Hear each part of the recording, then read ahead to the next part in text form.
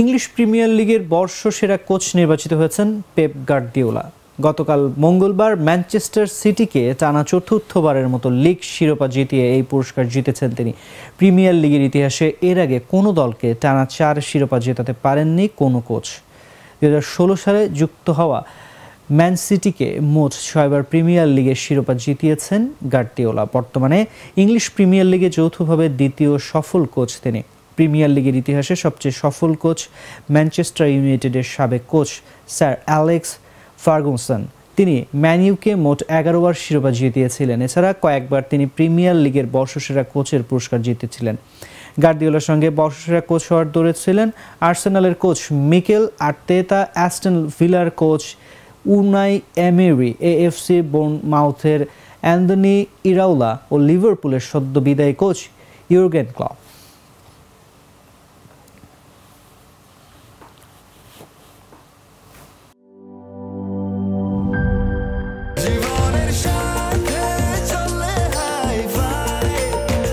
স্বাস্থ্যকর all time family cake, সব সময় অল টাইম হেলদি লাইফ।